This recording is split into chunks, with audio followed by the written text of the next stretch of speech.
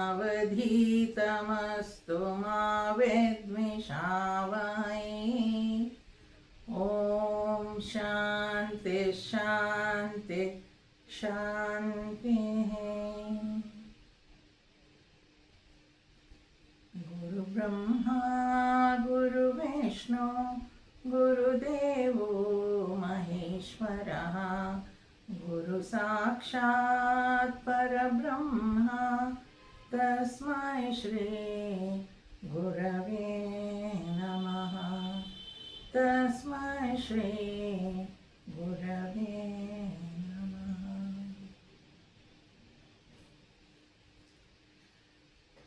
ಭಗವದ್ಗೀತೆಯ 8ನೇ ಅಧ್ಯಾಯವನ್ನು ಅಧ್ಯಯನ ಮಾಡ್ತಾ ಇದ್ದೀವಿ. 8 ಶ್ಲೋಕಗಳನ್ನು ನೋಡಿದ್ವಿ. ಮರಣ ಕಾಲದಲ್ಲಿಯೂ ಕೂಡ ಭಗವಂತನನ್ನೇ ನೆನೆಸ್ಲಿಕ್ಕಾದರೆ ನಾವು ಭಗವಂತನನ್ನೇ ಸೇರ್ತೀವಿ ಅಂತ ಹೇಳಿದ್ದಾನೆ ಭಗವಂತ. ಅದು ಹ್ಯಾಕ್ ಸಾಧ್ಯ? ಅದಕ್ಕೆ ಅವನು ಹೇಳ್ತಾನೆ, ಅಭ್ಯಾಸ ಯೋಗ, ಅಭ್ಯಾಸವನ್ನು ಮಾಡಬೇಕು. ನಾವು ಅಂದ್ಕೊಂಡಿರ್ತೀವಿ ಎಲ್ಲ ನೆನಪಿರುತ್ತೆ ನಮಗೆ, ಮಾಡಿಬಿಡ್ಬೋದು ಕಡೆಗಾಲದಲ್ಲಿ, ಪರವಾಗಿಲ್ಲ ಅಂತ. ಇಲ್ಲ ಇಲ್ಲ, ಅಭ್ಯಾಸ ಯೋಗ ಅಂತ ಹೇಳಿದ್ದಾನೆ ಅವನು. ಅಭ್ಯಾಸ ಯೋಗ ಅಂದರೆ ನಮಗೆ ಆ ಕಡೆಗಾಲ ಅನ್ನೋದು ಯಾವಾಗ ಬರುತ್ತೆ ಅನ್ನೋದು ಗೊತ್ತಿಲ್ಲ ನಮಗೆ. ಅದರಿಂದ ನಿರಂತರ ಭಗವಂತನ ಸ್ಮರಣೆಯನ್ನು ಮಾಡ್ತಾ ಇರಬೇಕು ಅಂತ ಹೇಳಿರೋದು. ನಿರಂತರ ಮಾಡೋದು ಹೇಗೆ ಸಾಧ್ಯ? ಅಭ್ಯಾಸ ಮಾಡ್ಕೊಳ್ಬೇಕು. ಏನೇ ಕೆಲಸ ಮಾಡ್ತಾ ಇದ್ರು, ಏನೇ ಇದ್ರೂ ಕೂಡ ಆ ಮಗು, ಈಗ ಅವನ ತಾಯಿ ಆದವಳು ಮಗುವನ್ನು ತೂಗ್ತಾನೆ ಎಲ್ಲ ಕೆಲಸವನ್ನು ಹೇಗೆ ಮಾಡ್ಕೊಳ್ತಾ ಇರ್ತಾಳೋ ಹಾಗೆ ನಾವು ಕೂಡ ಭಗವಂತನನ್ನು ಧ್ಯಾನಿಸ್ತಾ ಎಲ್ಲ ಕೆಲಸವನ್ನು ಮಾಡ್ಕೊಳ್ತಾ ಇರಬೇಕು. ಭಗವಂತನನ್ನು ನೆನೆಸ್ಕೊಳ್ತಾನೆ ಇರಬೇಕು. ನೀವು ನೋಡಿರಬೇಕು, ಕೆಲಸ ಮಾಡೋರೆಲ್ಲ ಎಲ್ಲಾದರೂ ಇರ್ಬೋದು, ಈ ಮನೆ ಕೆಲಸ ಮಾಡ್ತಾ ಇರ್ತಾರೆ, ಅಂದರೆ ಮನೆ ಕಟ್ಟೋದು, ಅಥವಾ ಸಂಜೆ ಹೊತ್ತು ನೀವೇನಾದರೂ ವಾಕ್ ಹೋದರೆ ಆ ಕಟ್ಟಡಗಳನ್ನ ಕಟ್ತಾ ಇದ್ದ ಆ ಮಹಿಳೆಯರೆಲ್ಲ ಅವರು ಅಡುಗೆ ಮಾಡಕ್ಕೆ ಕೂತ್ಕೊಂಡ್ರೆ ಸಣ್ಣ ಸಣ್ಣ ಮಗು, ಪುಟ್ಟ ಮಗು, ಒಂದು 6 ತಿಂಗಳು ವರ್ಷದ ಮಗು ಇದ್ದರೆ ಆ ಸೀರೆಗಳನ್ನ ಕಟ್ಟಿ ಆ ಮಗುನಲ್ಲಿ ಕಟ್ಟಿ ಅದನ್ನು ತೂಕೊಂಡೇ ರೊಟ್ಟಿ ಹೊಡಿತಾ ಇರ್ತಾರೆ ಅಲ್ವಾ. ಅಂದರೆ ಪ್ರತಿ ಕ್ಷಣವೂ ಅವಳು ಏನೇ ಕೆಲಸ ಮಾಡ್ತಾ ಇದ್ರು ಕೂಡ ಆ ಮಗುವಿನ ಕಡೆ ಅವಳ ಗಮನ ಇದ್ದೇ ಇರುತ್ತೆ. ಹಾಗೆ ತಾಯಿಯಾದವಳಿಗೆ, ಹಾಗೆ ನಮಗೂ ಕೂಡ ಭಗವಂತ ಏನು ಹೇಳ್ತಾ ಇದ್ದಾನೆ? ಅಭ್ಯಾಸ. ಸದಾ ಆ ಭಗವಂತನನ್ನು ನೆನೆಸ್ಕೊಳ್ತಾನೆ ಎಲ್ಲವನ್ನು ಮಾಡಬೇಕು ಅಂತ. ಅದಕ್ಕೆ ಸ್ವಾಮೀಜಿಯವರು ಕೂಡ ಒಂದು ಉದಾಹರಣೆ ಹೇಳ್ತಾರೆ. ಈ ಸಂಗೀತಗಾರರೆಲ್ಲ ಮೊದಲು ಆ ಶ್ರುತಿಯನ್ನು ಹಿಡಿಲಿಕ್ಕೆ ಪ್ರಯತ್ನ ಮಾಡ್ತಾರಂತೆ. ಆಮೇಲೆ ಆ ಕಚೇರಿ ಮುಂದುವರೆದಾಗೆಲ್ಲ ಅವ್ರು ಶ್ರುತಿ ಕಡೆ ಏನು ಗಮನ ಕೊಡಲ್ಲ, ಅದು ತಾನಾಗಿ ಇರುತ್ತಲ್ಲಿ, ಶ್ರುತಿಬದ್ಧವಾಗಿ ಅವ್ರು ಹಾಡ್ತಾ ಇರ್ತಾರೆ, ಅದು ಇರುತ್ತೆ ಅಲ್ಲಿ ಶ್ರುತಿ. ಹಾಗೆ ಭಗವಂತನನ್ನು ನೆನೆಸ್ಕೊಳ್ತಾ ಇರೋದು ನಮಗದು ಇನ್ನೊಂದು ಟಾಸ್ಕ್ ಅನ್ನೋ ಥರ ಆಗಬಾರ್ದು, ಅದು ನಮ್ಮ ಜೊತೆಗೆ ಇರಬೇಕು. ಅದು ಅಭ್ಯಾಸ ಮಾಡಬೇಕು ಅಂತ ಇಲ್ಲಿ ಹೇಳಿದ್ದಾರೆ. ಆತ್ಮನ ಚಿಂತೆಯನ್ನೇ ಮಾಡುವವನು ಪರಮಾತ್ಮನನ್ನೇ ಪಡೆಯುತ್ತಾನೆ, ಆಗ ಅವನು ಪರಮಾತ್ಮನನ್ನೇ ಪಡೆಯುತ್ತಾನೆ ಅನ್ನೋದು ನೋಡಿದ್ವಿ. ಈಗ 9ನೇ ಶ್ಲೋಕದಿಂದ ಮುಂದುವರಿಸೋಣ.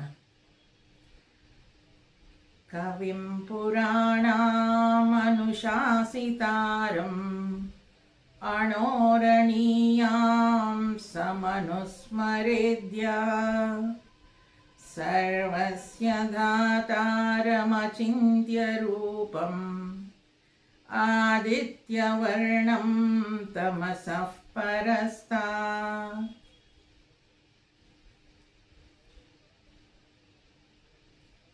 ಮುಂದಿನ ಶ್ಲೋಕ ಕೂಡ ಅದರ ಜೊತೆಗೆ ಬರೋದ್ರಿಂದ ಅದನ್ನು ಒಟ್ಟಿಗೆ ಹೇಳಿಬಿಡ್ತೇನೆ. ಪ್ರಯಾಣ ಕಾಲೇ ಮನಸಾಚಲೇನ ಭಕ್ತ್ಯಾ ಯುಕ್ತೋ ಯೋಗಬಲೇನ ಚೈವ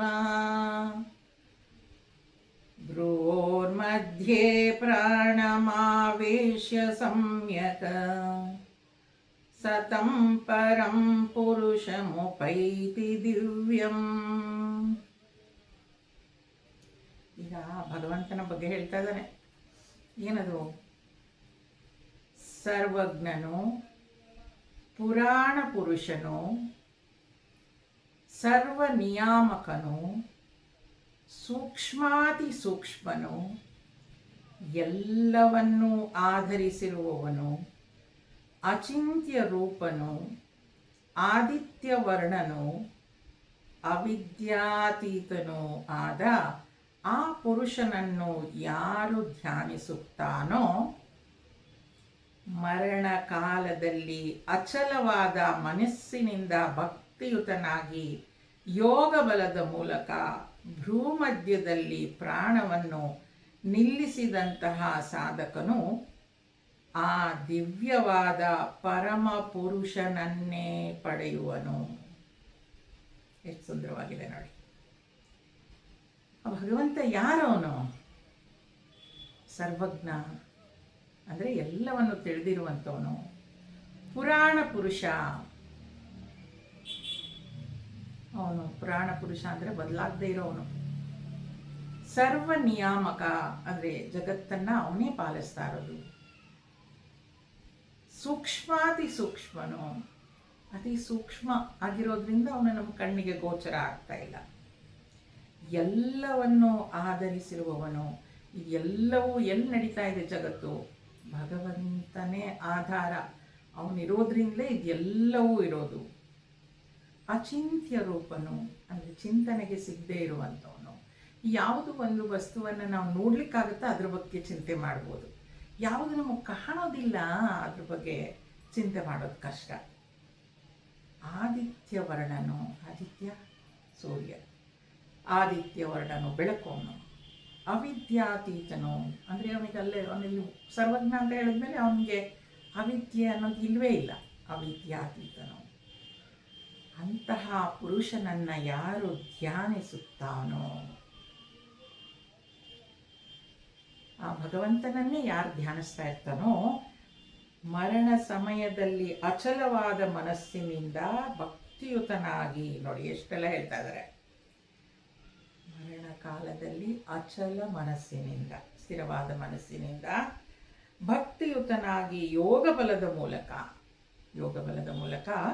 ಅವನೇನು ಮಾಡ್ತಾನೆ, ಭ್ರೂ ಮಧ್ಯದಲ್ಲಿ ಪ್ರಾಣವನ್ನು ನಿಲ್ಲಿಸಿ. ಈಗ ಯೋಗದ ಪ್ರಕಾರ ಪ್ರಾಣ ಬೇಕಾದ ಕಡೆ ಹೋಗುತ್ತಂತೆ. ರಂಧ್ರಗಳೇನಿದೆ 9 ರಂಧ್ರಗಳು ಎಲ್ಲಿ ಬೇಕಾದರೂ ಹೋಗ್ಬೋದು. ಆದರೆ ಆ ಪ್ರಾಣವನ್ನು ತಂದು ಇಲ್ಲಿ ನಿಲ್ಲಿಸ್ಬೇಕಂತೆ. ಅದು ಸಾಧುಗಳಿಗೆ, ಯೋಗಿಗಳಿಗೆ ಎಲ್ಲ ಇಲ್ಲಿಂದ ಹೋಗುತ್ತೆ ಅಂತ ಹೇಳ್ತಾರೆ. ಸಹಸ್ರ ಅಲ್ವಾ? ಇರಲಿ, ಅದೆಲ್ಲ ಯೋಚನೆ ಮಾಡೋದು ಬೇಡ, ನಾವು ತುಂಬ ಬೇರೆ ಆಗೋಗ್ಬಿಡ್ತೀವಿ. ಆ ಯೋಗ ಬಲದಿಂದ ಭ್ರೂ ಮಧ್ಯದಲ್ಲಿ ನಿಲ್ಲಿಸ್ತಾನಂತೆ. ಆ ದಿವ್ಯವಾದ ಪರಮ ಪುರುಷನನ್ನೇ ಪಡೆಯುವನು. ಅಂತಹ ವ್ಯಕ್ತಿ, ಇಷ್ಟು ಮುಂದಿನೆಲ್ಲ ಆಮೇಲೆ ನೋಡೋಣ, ಸದಾ ಯಾವಾಗಲೂ ಭಗವಂತನನ್ನೇ ಸ್ಮರಿಸುವಂತಾಗಬೇಕು ನಾವು. ಆ ಭಗವಂತನನ್ನೇ ಸ್ಮರಿಸ್ತಾ ಇದ್ದರೆ ಮರಣ ಕಾಲದಲ್ಲಿಯೂ ಕೂಡ ಸ್ಮರಿಸಬಹುದು ಅಷ್ಟೇ. ಸ್ಮರಿಸ್ತೀವಿ ಅಂತೇನಿಲ್ಲ ಗ್ಯಾರಂಟಿಯಲ್ಲೂ. ಆ ಪ್ರಯತ್ನ ನಡೆದಿದ್ದರೆ ಕಡೆಗಾಲದಲ್ಲಿ ಭಗವಂತನನ್ನು ಸ್ಮರಿಸಲಿಕ್ಕೆ ಸಾಧ್ಯ ಆಗ್ಬೋದು. ಬಹಳ ಕಷ್ಟಕರವಾದ ವಿಚಾರ ಅದು. ಯಾವಾಗಲೂ ಈಗ ನಮಗೆ ಒಂದು ಸಣ್ಣ ನೋವಾಗಲಿ ಅಥವಾ ಮತ್ತೇನೋ ಆದ ಕೂಡಲೇ ನಾವು ಭಗವಂತನ ಫಸ್ಟ್ ನೆನೆಸ್ಕೊಳ್ಳೋದೇ ಇಲ್ಲ. ಸ್ವಾಮೀಜಿಯವರು ಅದಕ್ಕೂ ಹೇಳ್ತಾ ಇರ್ತಾರೆ, ಮೊದಲು ಹೋಮಿಯೋಪತಿಗೆ ನೋಡ್ತೀವಂತೆ, ಆಮೇಲೆ ಅಲೋಪತಿಗೆ ನೋಡ್ತೀವಂತೆ, ಆಮೇಲೆ ಅಷ್ಟೇ ತಿರುಪತಿಗೆ ನಾವು ಹೋಗೋದು ಅಂತ. ಮಾಡಬಾರ್ದು ಅಂತ ಹೇಳೋದಲ್ಲ, ಅದೆಲ್ಲ ಮಾಡುವಾಗಲೂ ಭಗವಂತನನ್ನು ಸ್ಮರಿಸ್ತಾನೆ ಇರಬೇಕು ಅನ್ನೋದು ಇಲ್ಲಿ ಗುರು ಹಿರಿಯರು ಹೇಳುವಂಥ ಮಾತು.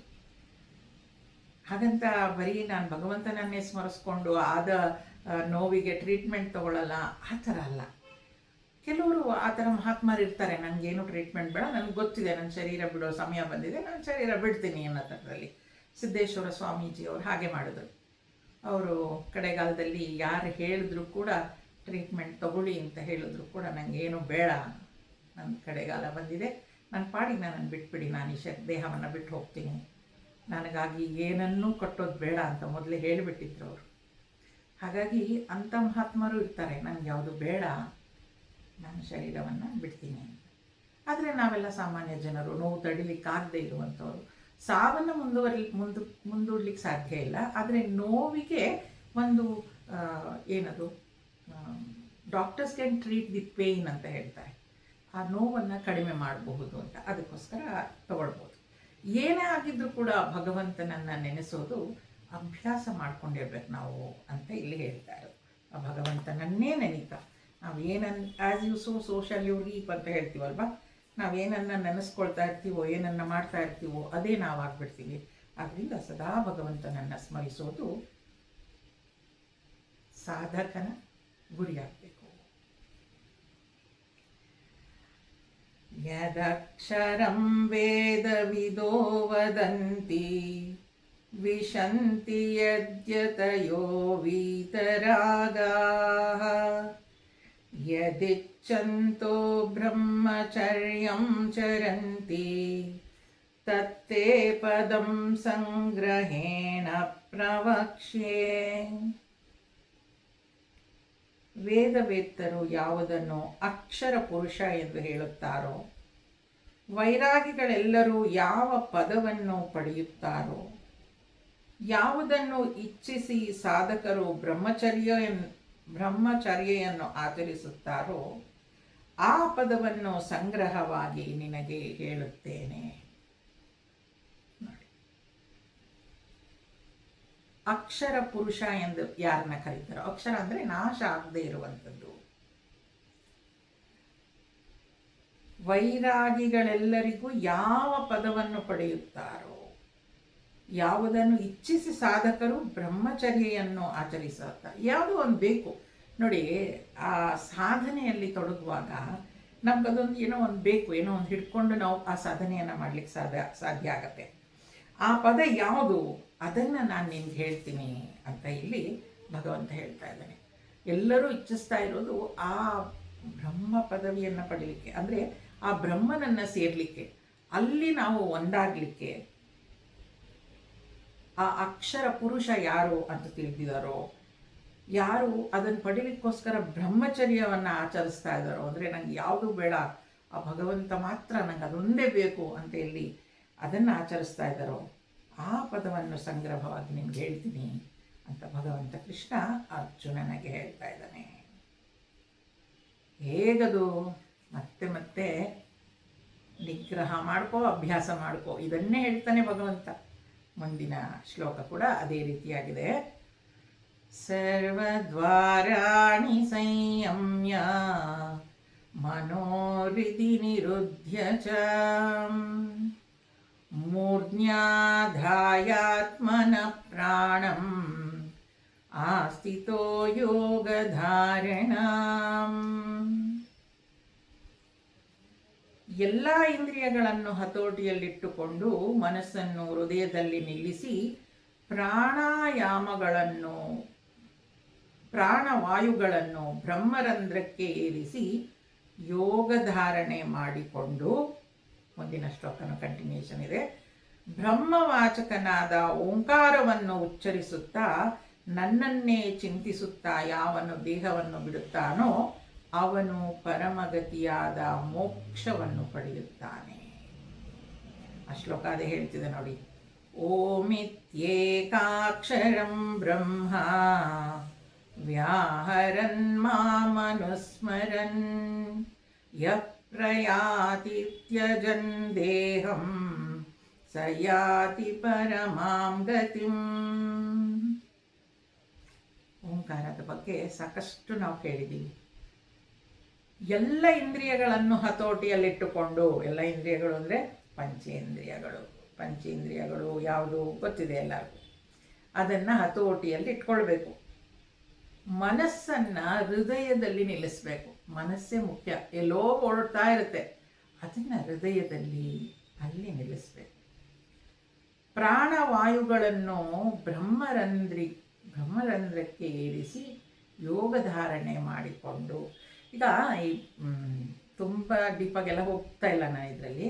ಪ್ರಾಣವಾಯುವನ್ನು ಬ್ರಹ್ಮರಂಧ್ರಕ್ಕೆ ಏರಿಸೋದಲ್ಲ, ಈ ನಾವು ಉಸಿರಾಡುವಾಗ we are doing unconscious breathing, ಅಂದರೆ ನಮಗೆ ಅದ್ರ ಬಗ್ಗೆ ಗಮನ ಇಲ್ಲ, ಉಸಿರಾಟ ತನ್ಪಾಡಿಗೆ ತಾನು ಆಗ್ತಾ ಇದೆ. ಅದೇ ನಾವು ಪ್ರಾಣಾಯಾಮ ಮಾಡುವಾಗ ಇಟ್ ಇಸ್ ಕಾನ್ಷಿಯಸ್ ಬ್ರೀದಿಂಗ್, ಅಂದರೆ ನಾವಲ್ಲಿ ನೋಡ್ತಾ ಇದ್ದೀವಿ ಯಾವ ಎಡಗಡೆ ಮೂಗಿನ ಹೊಳ್ಳೆಯಲ್ಲಿ ಉಸಿರು ತಗೊಳ್ಳಿ, ಬಲ್ಗಡೆಯಲ್ಲಿ ಬಿಡಿ ಅಂತೆಲ್ಲ ಹೇಳುವಾಗ ಉಸಿರು ನನ್ನ ಒಳಗೆ ಹೋಗ್ತಾ ಇರೋದನ್ನು ಗಮನಿಸ್ತೀನಿ, ಹೊರಗಡೆ ಹೋಗೋದನ್ನು ನಾನು ಗಮನಿಸ್ತೀನಿ. ಕುಂಭಕ ಅದನ್ನು ಅಲ್ಲೇ ನಿಲ್ಲಿಸೋದನ್ನು ಅಭ್ಯಾಸ ಮಾಡ್ತೀನಿ. ಗೊತ್ತಾಗುತ್ತೆ ನನಗೆ. ಉಸಿರಾಟ ಇಲ್ಲದೆ ಇದ್ರೆ ತನ್ನ ತಾನು ನಡೀತಾ ಇರುತ್ತೆ, ಅದರಲ್ಲಿ ಏನೋ ವಿಶೇಷ ಇಲ್ಲ. Unconscious. All these things are conscious breathing ಅಷ್ಟೇ. ಪ್ರಾಣಾಯಾಮ ಇದೆಲ್ಲ ಮಾಡುವಾಗ ಕಾನ್ಷಿಯಸ್ ಬ್ರೀದಿಂಗ್, ಅದ್ರ ಕಡೆ ನಾನು ಗಮನ ಕೊಡ್ತಾ ಇದ್ದೀನಿ ಅಂತ ಅದನ್ನೇ ಹೇಳ್ತಾ ಇರೋದಿಲ್ಲಿ. ಆ ಪ್ರಾಣವಾಯುವನ್ನು ಬ್ರಹ್ಮರಂಧ್ರಕ್ಕೆ ಅಂದರೆ ಕಾನ್ಷಿಯಸ್ ಬ್ರೀದಿಂಗ್, ಆ ಉಸಿರಾಟದ ಮೇಲೆ ಗಮನ ಇಟ್ಕೊಂಡಿರೋದು ಅಂತ ನೋಡಿ. ಪಂಚೇಂದ್ರಿಯಗಳನ್ನು ಹತೋಟಿಯಲ್ಲಿ ಇಟ್ಕೊಂಡು ಮನಸ್ಸನ್ನು ಕೂಡ ಹೃದಯದ ಕಡೆ ತಿರುಗಿಸಿ ಆ ಉಸಿರಾಟದ ಮೇಲೆ ಗಮನವನ್ನು ಕೊಟ್ಟು ಬ್ರಹ್ಮವಾಚಕವಾದ ಓಂಕಾರವನ್ನು ಉಚ್ಚರಿಸುತ್ತಾ, ನಮ್ಮಲ್ಲಿ ಪ್ರತಿಯೊಂದು ಮಂತ್ರವು ಓಂಕಾರದಿಂದಲೇ ಪ್ರಾರಂಭ ಆಗೋದು ಅಲ್ವಾ. ಓಂ ಅನ್ನೋದು ಎಲ್ಲರಿಗೂ ಗೊತ್ತಿರೋ ಹಾಗೆ ಆ ಓ ಮ 3 ಅಕ್ಷರ ಸೇರಿ ಓಂ ಅಂತ ಆಗುತ್ತೆ. ಸೃಷ್ಟಿ, ಸ್ಥಿತಿ, ಲಯ ಇದನ್ನು ಸೂಚಿಸುತ್ತೆ ಅಂತ ಓಂಕಾರದ ವರ್ಣನೆಯನ್ನು ಕೊಡ್ತಾರೆ. ಏನದು ಸೃಷ್ಟಿ, ಸ್ಥಿತಿ, ಲಯ? ಈ ಸೃಷ್ಟಿ, ಸ್ಥಿತಿ, ಲಯ ಇಲ್ಲೇ ಸುತ್ತಾ ಇರ್ತೀವಿ ನಾವು ಇದರಲ್ಲೇ. ನನ್ನನ್ನೇ ಚಿಂತಿಸುತ್ತಾ ಯಾವನು ದೇಹವನ್ನು ಬಿಡುತ್ತಾನೋ ಅವನು ಪರಮಗತಿಯಾದ ಮೋಕ್ಷವನ್ನು ಪಡೆಯುತ್ತಾನೆ. ಪರಮಗತಿಯಾದ ಮೋಕ್ಷವನ್ನು ಪಡಿತಾನೆ ಆ ಓಂಕಾರವನ್ನು ಉಚ್ಚಾರಣೆ ಮಾಡ್ತಾನೆ. ಈ ಓಂಕಾರವನ್ನು ಅರ್ಥ ಮಾಡ್ಕೊಳ್ಳೋದಕ್ಕೆ ಬೇರೆಯವರು ಬೇರೆ ಬೇರೆ ಥರ ಹೇಳ್ತಾರೆ ಎಲ್ಲ. ಈ ಇಡೀ ಜಗತ್ತನ್ನೇ ತಗೊಂಡ್ರೆ ಸೃಷ್ಟಿ, ಸ್ಥಿತಿ, ಲಯ. ಈಗ ನಮ್ಮನ್ನೇ ತಗೊಂಡ್ರೆ ನಾವು ಬೆಳಗ್ಗೆ ಹೇಳ್ತೀವಿ, ಎದ್ದಾಗ ಸೃಷ್ಟಿ ಅಲ್ವಾ, ಜಗತ್ತನ್ನೆಲ್ಲ ನೋಡ್ತೀವಿ, ಮತ್ತು ನಾವು ಏನೇನೋ ಕಾರ್ಯಕರ್ಮಗಳಲ್ಲಿ ತೊಡಗ್ತೀವಿ. ಅದು ಹಾಗೆ ಇಡೀ ದಿನ ನಡೆಯುತ್ತೆ ಸ್ಥಿತಿ. ರಾತ್ರಿ ಆದಾಗ ಲಯಗೊಳ್ಳುತ್ತೆ, ಮತ್ತೆ ಸೃಷ್ಟಿ, ಸ್ಥಿತಿ, ಲಯ. ಇದೇ ರೀತಿ ಇಡೀ ಜಗತ್ತು ಕೂಡ ನಡೀತಾ ಇರುತ್ತೆ. ಇಲ್ಲಿ ಆ ಸೃಷ್ಟಿ, ಸ್ಥಿತಿ, ಲಯಗಳನ್ನು ದಾಟಿ ಆ ಪರಮಾತ್ಮನ ಕಡೆಗೆ ಓಂಕಾರ, ಎಲ್ಲವೂ ಅವನೇ ಅಂತ ಧ್ಯಾನಿಸಲಿಕ್ಕೆ ಪ್ರಾರಂಭ ಮಾಡ್ತಾನೋ ಅವನು ಪರಮಗತಿಯನ್ನು ಪಡಿತಾನೆ. ಪರಮಗತಿಯನ್ನು ಪಡೆಯೋದು ಅಂದ್ರೇನು? ಮೋಕ್ಷವನ್ನು ಪಡೆಯೋದು. ಇಲ್ಲಿ ಮೋಕ್ಷ ಅಂತ ಹೇಳಿದ ಕೂಡಲೇ ಮೊದಲು ಈ ಜಗತ್ತಿನಲ್ಲಿ ನಮಗೆ ಸಾಕಷ್ಟು ಸುಖ ದುಃಖಗಳಿದೆ, ಅದರಿಂದ ಮುಕ್ತರಾಗಬೇಕು ನಾವು. ಅದಾದ ನಂತರ ಜನನ ಮರಣ ಚಕ್ರದಿಂದಲೂ ಮುಕ್ತರಾಗಬೇಕು, ಅದು ಮೋಕ್ಷ. ಆ ಮೋಕ್ಷವನ್ನು ಅವನು ಪಡಿತಾನೆ ಅಂತ. ಈ ಮೋಕ್ಷವನ್ನು ಪಡೆಯೋದು ಅಥವಾ ಈ ಧ್ಯಾನದಲ್ಲಿ ಕೂತ್ಕೊಳ್ಳೋದು, ಈ ಓಂಕಾರವನ್ನು ಉಚ್ಚರಿಸ್ತಾ ಇದು ಮಾಡೋದು ಅಂದರೆ it is something like going beyond body and time, body, mind and time ಅಂತ. ಈಗ ಧ್ಯಾನ ಕೂತ್ಕೊಂಡಾಗ ಈ ಶರೀರ ನಾನು ಇಷ್ಟೊತ್ತು ಕೂತಿದ್ದೆ ಅದೇನು ಗೊತ್ತೇ ಆಗೋದಿಲ್ಲ. ಪರಮಗತಿಯನ್ನು ಪಡೆಯೋದು ಅಂದರೆ ಆ ರೀತಿಯ ಧ್ಯಾನಸ್ಥನಾಗಬೇಕು ಅವನು. ಆಗ ಏನದು ಅವನಿಗೆ ಪರಮಗತಿಯಾದ ಮೋಕ್ಷವನ್ನು ಪಡೀಲಿಕ್ಕೆ ಸಾಧ್ಯ ಆಗುತ್ತೆ. ಮೋಕ್ಷವನ್ನು ಪಡೆಯೋದು ಅಂತಂದರೆ ಅಷ್ಟೇ, ಪುನರಪಿ ಜನನಂ ಪುನರಪಿ ಮರಣಂ, ಅದನ್ನು ದಾಟಿ ಅವನು ಮತ್ತೆ ವಾಪಸ್ ಬರದೇ ಇರೋ ಥರ ಭಗವಂತನಲ್ಲಿ ಲೀನ ಆಗ್ತಾನೆ ಅಂತ. ಅಷ್ಟು ಅರ್ಥ ಮಾಡ್ಕೊಳ್ಳೋಣ ಸಾಕು ಮೋಕ್ಷ ಅಂತ ಅಂದರೆ ಅಂತ. ಇಲ್ಲದೇ ಇದ್ದರೆ ನಾವು ಮಾಡೋ ಕರ್ಮಗಳಿಂದ ಕೆಲವರು ಹೇಳೋದು ಉಂಟು, ಸಾಧನೆ ಮಾಡಿಕೊಂಡು ಎಲ್ಲವೂ ಚೆನ್ನಾಗಿದೆ, ನಾವು ಯಾಕೆ ಪರಮಗತಿ ಮೋಕ್ಷ ಅಂತೆಲ್ಲ ಬೇಡ್ಕೊಳ್ಬೇಕು, ಮತ್ತೆ ಹುಟ್ಟೋದು ಮತ್ತೆ ಸಾಧನೆ ಮಾಡೋದು ಚೆನ್ನಾಗಿರುತ್ತಲ್ವಾ ಅಂತ. ಆದರೆ ಈಗಿರೋ ಜೀವನವೇ ಮುಂದೆ ಕೂಡ ನಮಗೆ ಸಿಗುತ್ತೆ ಅಂತ ಏನು ಗ್ಯಾರಂಟಿ ಇರುತ್ತೆ ಅಲ್ವಾ? ಇಷ್ಟಾದರೂ ನಮ್ಗೆ ಸಿಕ್ಕತ್ತೆ ಅಂತ ಗ್ಯಾರಂಟಿ ಏನಿರುತ್ತೆ? ಇಷ್ಟು ಆರೋಗ್ಯವಂತರಾಗಿ ನಾವು ಇರ್ತೀವಿ ಅನ್ನೋದು ಏನು ಗ್ಯಾರಂಟಿ ಇರುತ್ತೆ? ಏನು ಗೊತ್ತಿಲ್ಲ. ಅದರಿಂದ ಎಲ್ಲರೂ ಪ್ರಯತ್ನ ಪಡಬೇಕಾಗಿರೋದು ಮೋಕ್ಷಕ್ಕೆ ಅಂತ ಶಾಸ್ತ್ರ ಹೇಳುತ್ತೆ. ಮುಂದುವರಿಸ್ತಾ, ಅನನ್ಯಚೇತಾ ಸತತಂ ಯೋ ಮಾಂ ಸ್ಮರತಿ ನಿತ್ಯಶಃ ತಸ್ಯಾಹಂ ಸುಲಭ ಪಾರ್ಥ ನಿತ್ಯಯುಕ್ತಸ್ಯ ಯೋಗಿನಃ.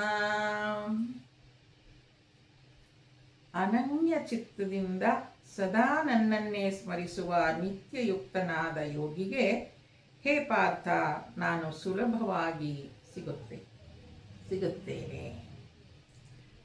ಅನ್ಯಚಿತ್ತ, ಅನನ್ಯಚಿತ್ತ. ಏನದು? ಅವನ ಮನಸ್ಸು, ಬುದ್ಧಿ, ಚಿತ್ತದಲ್ಲಿ ಬೇರೆ ಏನೂ ಇಲ್ಲ. ಇರೋದೇನು? ಭಗವಂತನ ಸ್ಮರಣೆ ಮಾತ್ರ. ಆ ಭಗವಂತನನ್ನು ಸ್ಮರಿಸೋದು ಒಂದೇ, ಮತ್ತೇನೂ ಇಲ್ಲ. ನನಗೇನು ಬೇಡ, ಭಗವಂತ ಮಾತ್ರ ಬೇಕು. ಸದಾ ಅವನನ್ನೇ ಸ್ಮರಿಸ್ತಾ ಇದ್ದರೆ ನಾನು ಸುಲಭವಾಗಿ ಸಿಗ್ತೀನಿ ಅಂತ ಹೇಳ್ತಾನೆ ಭಗವಂತ. ಅಂದರೆ ನೀನು ಪ್ರಯತ್ನ ಮಾಡ್ತಾ ಇರು, ಅನನ್ಯ ಚಿತ್ತನಾಗಿ ನನ್ನನ್ನು ಧ್ಯಾನಿಸ್ತಾ ಇರು, ನಾನು ನಿನಗೆ ಸಿಗ್ತೀನಿ ಅಂತ. ಸುಮ್ಮನೆ ಎಲ್ಲ ಸಿಗಲ್ಲ ಅವನು, ಆಯಿತಾ? ಅನನ್ಯ ಚಿತ್ತದಿಂದ ಅವನನ್ನೇ ಸ್ಮರಿಸ್ತಾ ಇರಬೇಕು ಅಂತ ಹೇಳ್ತಾರೆ. ಮುಂದುವರಿಸ್ತಾ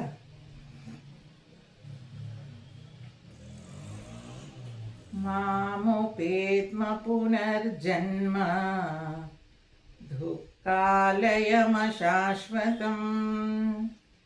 ನಾಪ್ನುವಂತಿ ಮಹಾತ್ಮಾನಃ ಸಂಸಿದ್ಧಿಂ ಪರಮಾಂ ಗತಾಃ.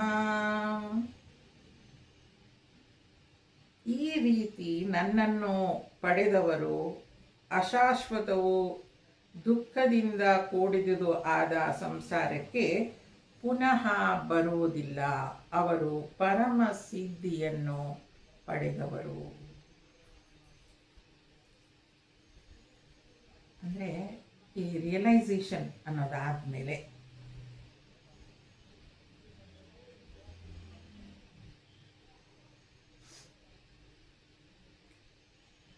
ಅಶಾಶ್ವತವು, ದುಃಖದಿಂದ ಕೂಡಿದುದು ಆದ ಸಂಸಾರ.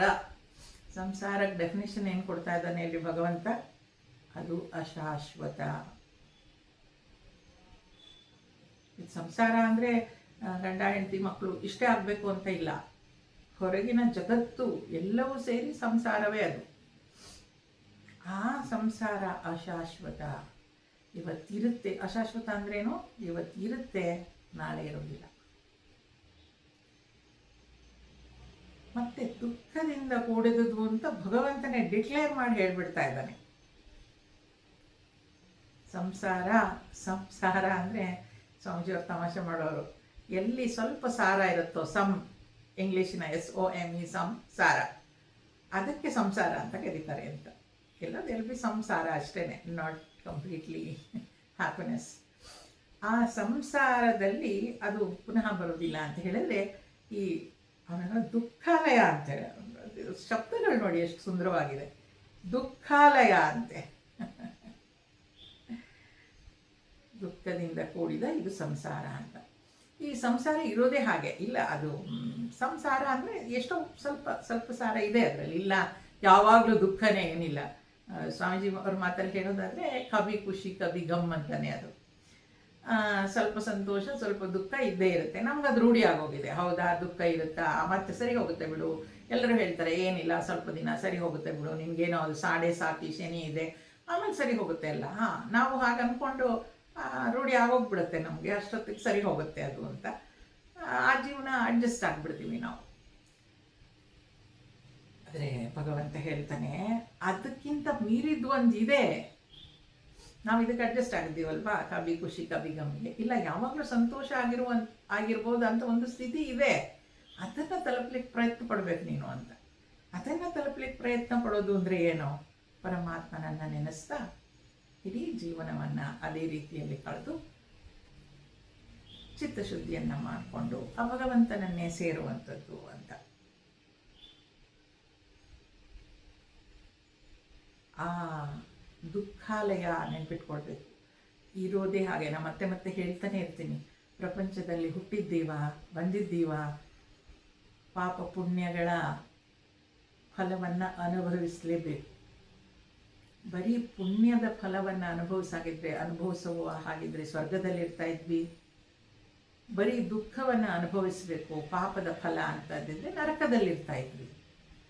ಭೂಲೋಕದಲ್ಲಿದ್ದೀವಿ ಅಂತ ಹೇಳಿದ್ರೆ ಎರಡನ್ನು ನಾವು ಅನುಭವಿಸಲೇಬೇಕು. ಎರಡು ಇದ್ದೇ ಇರುತ್ತೆ. ಪರ್ಸೆಂಟೇಜ್ ಬೇರೆ ಬೇರೆ ಇರುತ್ತೆ, ಅದು ಯಾವಾಗಲೂ ಹೇಳ್ತೀನಿ ನಾನು. ಆದರೆ ಎರಡನ್ನೂ ಅನುಭವಿಸ್ಬೇಕು ನಾವು. ಪಾಪದ ಫಲ, ಪುಣ್ಯದ ಫಲ. ಅದು ಎರಡನ್ನೂ ಅನುಭವಿಸ್ಬೇಕಾಗಿರುವಂತಹ ಜಾಗದಲ್ಲೇ ಈ ಯಾವಾಗಲೂ ಇರ್ತೀವಿ ಅಂತ ನಾವು ಅಂದ್ಕೊಂಡು ಇಲ್ಲೇ ಇರೋದು ಬೇಡ ಅಂತ ಭಗವಂತ ಏನು ಹೇಳ್ತಾನೆ, ನನ್ನನ್ನೇ ನೆನೆಸ್ತಾ ಸದಾ ನನ್ನನ್ನೇ ಪೂಜಿಸ್ತಾ ಇದ್ದರೆ ನೀನು ಮತ್ತೆ ವಾಪಸ್ ಇಲ್ಲಿಗೆ ಬರಬೇಕಾಗಿಲ್ಲ ಅಂತ ಹೇಳ್ತಾರೆ. ಕರ್ಮ ಸಿದ್ಧಾಂತದಲ್ಲೂ ನಾವು ಅದನ್ನೇ ನೋಡಿದ್ವಿ ಅಲ್ವಾ. ಅಲ್ಲಿ ನನ್ನ ಪಾಪ ಪುಣ್ಯಗಳ ಬುತ್ತಿ ಖಾಲಿ ಆಗೋದ್ರೆ ನಾನು ಬರಬೇಕಾಗಿಲ್ಲ ಒಂದು. ಇನ್ನೊಂದು, ನನ್ನಲ್ಲಿ ಆ ಅಹಂಕಾರನೇ ಇಲ್ಲ ಅಂತ ಹೇಳಿದ್ರೆ ಆ ಪಾಪ ಪುಣ್ಯಗಳನ್ನು ಅನುಭವಿಸೋದು ಯಾರು? ಅನುಭವಿಸ್ಲಿಕ್ಕೆ ಆ ಅಹಂಕಾರ ಬೇಕಲ್ಲ, ನಾನು ಅನ್ನೋದು ಬೇಕಲ್ಲ. ಆ ನಾನು ಅನ್ನೋದೇ ಇಲ್ಲ ಅಂತ ಆದಾಗಲೂ ನಾನು ಭಗವಂತನನ್ನು ಸೇರಿಬಿಡ್ತೀನಿ ಅಂತ. ಅವರು ಪರಮಸಿದ್ಧಿಯನ್ನು ಪಡೀತಾರೆ. ಪರಮಸಿದ್ಧಿಯನ್ನು ಪಡೆಯೋದು ಅಂತಂದರೆ ಸತೋತ್ಮೇಲೆ ಪಡೆಯೋದು ಆ ಥರ ಅಲ್ಲ, ಜೀವಂತವಾಗಿ ಇರುವಾಗಲೇ ಅದು ಸಾಧ್ಯ ಅಂತ ಹೇಳ್ತಾರೆ ಗುರುಗಳು. ಆ ರಿಯಲೈಸೇಷನ್ ಅಂದರೆ ಈ ಅದ್ವೈತದಲ್ಲಿ ನಾನೇ ಭಗವಂತ ಆಗೋದು ಅಂತ ಹೇಳ್ತೀವಲ್ವಾ, ಅಹಂ ಬ್ರಹ್ಮಾಸ್ಮಿ. ಅದಾದಮೇಲೂ ಕೂಡ ಅವನ ಜೀವನ ಇದ್ದರೆ ಅವನು ನಡೆಸ್ಬೇಕಾಗತ್ತೆ ಅದನ್ನು. ಆ ರಿಯಲೈಸೇಷನ್ ಆದಮೇಲೂ ಅವನು ನಡೆಸ್ಬೇಕಾಗತ್ತೆ ಜೀವನನ. ಹೇಗೆ ನಡೆಸ್ತಾನಷ್ಟೇ ಅವನು. ಈ ಸುಖ ದುಃಖಗಳಲ್ಲೆಲ್ಲ ಏನದು ಸಮನಾಗಿ ಯೋಚಿಸುವಂಥದ್ದು ಅಥವಾ ಅದು ಯಾವುದೋ ಅವನಿಗೆ ಅಂಟೋದೇ ಇಲ್ಲ, ಆ ರೀತಿಯಾಗಿ ಬದುಕು ಮುಗಿಸ್ಕೊಂಡು ಹೋಗ್ತಾನೆ ಅವನು ಅಂತ ಹೇಳ್ತಾರೆ ಅವನ ಜೀವನವನ್ನು. ಅದರಿಂದ ಅವನಿಗೆ ಅಲ್ಲೇನೋ ಪಾಪದ ಅಂಟು ದುಃಖ ಅಂಟ್ಕೊಳ್ಳೋದು ಆ ಥರದ್ದೆಲ್ಲ ಏನೂ ಆಗೋದಿಲ್ಲ ಅಂತ. ಈಗ ಒಬ್ಬ ಜ್ಞಾನಿ ರಿಯಲೈಸೇಷನ್ ಆದಮೇಲೂ ಬದುಕಿರ್ತಾನೆ. ರಮಣ ಮಹರ್ಷಿಗಳು ಅವರೆಲ್ಲ ಹೇಗೆ ಬದುಕಿದ್ರು ಜೀವನದಲ್ಲಿ? ಅವರಿಗೆ ಸುಖ ದುಃಖಗಳು ಅದೇನೋ ಅಂಟ್ತಾನೆ ಇರಲಿಲ್ಲ, ಅದನ್ನು ಮೀರಿದ ಜೀವನ ಅವ್ರದ್ದಾಗಿರ್ತಾ ಇತ್ತು. ರಾಮಕೃಷ್ಣ ಪರಮಹಂಸರಾಗಲಿ, ನಾವು ಇತ್ತೀಚೆಗೆ ಕೇಳಿರೋ ಹೆಸರುಗಳನ್ನೇ, ಅವರು ಜೀವನ್ಮುಕ್ತರು ಅಂತ ಏನು ಹೇಳ್ತೀವಿ ಹಾಗೆ. ಆ ಜೀವನ್ಮುಕ್ತರೆಲ್ಲ ಆದಮೇಲೆ ಅವ್ರದ್ದು ಮುಕ್ತಿ ಆ ಅನುಭವ ಏನದು ಆತ್ಮಜ್ಞಾನ ಆದಮೇಲೂ ಕೂಡ ಅವರು ಆ ಜೀವನವನ್ನು ಮುಗಿಸ್ಕೊಳ್ಬೇಕಾಗಿತ್ತು. ಅವರು ಬದುಕಿರಬೇಕಾಗಿತ್ತು. ಬದುಕಿದ್ರು. ಹೇಗೆ ಬದುಕಿದ್ರು? ಯಾವುದಕ್ಕೂ ಅಂಟ್ಕೊಳ್ದ ಹಾಗೆ ಇದ್ದರು. ಅವರು ಬದುಕಿರುವಾಗಲೇ ಆ ಪರಮಗತಿಯನ್ನು ಅವರು ಪಡೆದಿದ್ದರು ಅಂತ. ಆ ರೀತಿಯಾಗಿ ಅವನು ಭಗವಂತನನ್ನೇ ನೆನೆಸ್ತಾ ಇದ್ದರೆ ಆ ಪರಮಗತಿಯನ್ನು ಪಡಿತೀರಾ ಅಂತ ಹೇಳ್ತಾರೆ. ಮುಂದುವರಿಸ್ತಾ, ಆ ಬ್ರಹ್ಮ ಭುವನಾಲೋಕಾ ಪುನರಾವರ್ತಿನೋರ್ಜುನ ಮಾಮುಪೇತ್ಯ ತು ಕೌಂತೇಯ ಪುನರ್ಜನ್ಮನ ವಿದ್ಯತೆ. ಹೇ ಅರ್ಜುನ, ಬ್ರಹ್ಮಲೋಕಾದಿಯಾಗಿ ಎಲ್ಲ ಲೋಕಗಳು ಪುನರಾವೃತ್ತಿಯುಳ್ಳಂಥವುಗಳು. ಹೇ ಕೌಂತೇಯ, ನನ್ನನ್ನು ಸೇರಿದವರಿಗೆ ಮಾತ್ರ ಪುನರ್ಜನ್ಮವಿಲ್ಲ.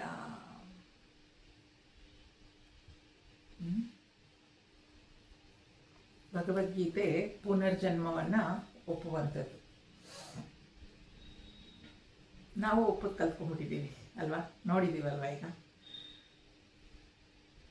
ಒಂದೇ ತಂದೆ ತಾಯಿಗಳಿಗೆ 3 ಮಕ್ಕಳಿದ್ರೆ 3 ಮಕ್ಕಳು 3 ಥರ ಇರ್ತಾರೆ.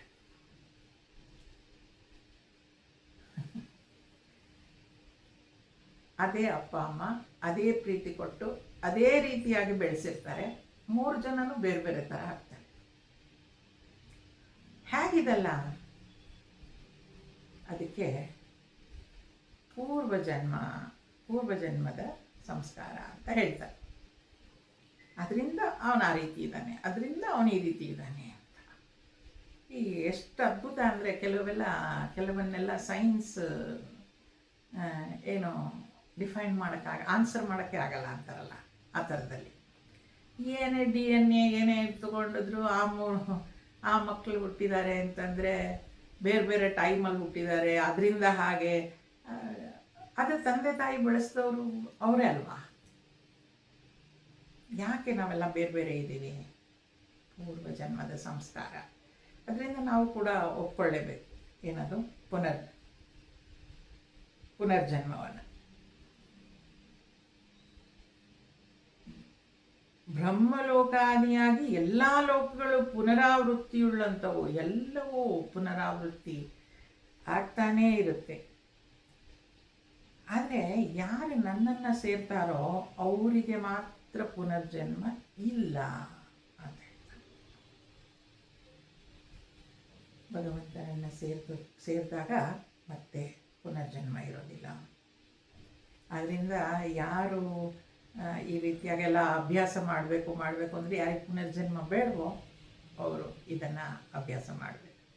ಪರವಾಗಿಲ್ಲ, ನಾವು ಇನ್ನೊಂದ್ಸಲ ಬರ್ತೀವಿ, ಲೇಟೆಸ್ಟ್ ಟ್ರೈ ಅಗೈನ್, ಬರ್ತಾ ಇರ್ತೀವಿ, ಚೆನ್ನಾಗಿದೆ ಎಲ್ಲ ಇದು ಅಂತ ಅನ್ಸೋರಿಗೆ ಇಷ್ಟೊಂದು ಸೀರಿಯಸ್ ಆಗಿ ಏನು ಮಾಡಬೇಕಾಗಿಲ್ಲ. ಏನು ಎಂಜಾಯ್ ದಿ ಲೌಕಿಕ. ಹಾಗಾದರೆ ಹೇಗಿದು ಕರ್ಮ ಅಂತ ಆದ ಕೂಡಲೇ ಈ ಕರ್ಮ ಪುನರ್ಜನ್ಮವನ್ನು ಕೊಡುವಂಥದ್ದು. ಈ ಕರ್ಮದ ಜೊತೆ ಉಪಾಸನೆ ಮಾಡಬೇಕು. ಕರ್ಮ ಬಿಡೋಕ್ಕಾಗದೇ ಇಲ್ಲ ನಾವು.